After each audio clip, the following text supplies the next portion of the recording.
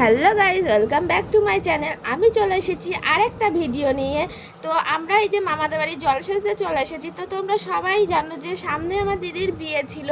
তো বিয়ে তো কমপ্লিট হয়ে গেছে, আর সেদিন এত প্রচণ্ড হারে বৃষ্টি হচ্ছিল, তো তার জন্য আমি সেদিন শাড়ি পরতে পারিনি, তো চুড়িদারটা পরেই চলে এসেছিলাম। আর দেখো যেখানে বিয়েটা হবে সেই জায়গাটা কত সুন্দরভাবে সাজিয়েছে।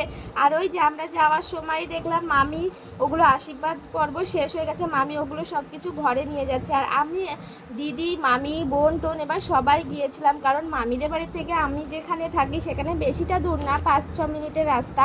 তো এই যে ওখান থেকে সব কিছু গুছিয়ে নিয়ে আমরা উঠে পড়েছি টুকটুকিতে, কারণ বাজনা করেছিল, বাজনা আসেনি, বৃষ্টি হচ্ছিল বলে। তো এখন একটু ওয়েদারটা ভালো দিয়েছে।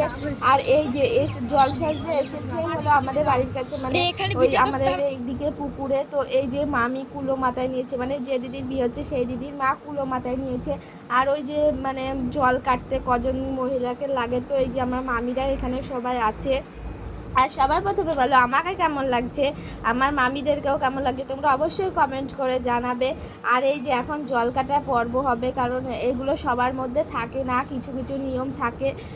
যেমন আমাদের মধ্যে আছে এরকম নিয়ম যে পুকুরে এসে জল কাটতে হয়, পুকুরকে নেমন্তন্ন করতে হয়।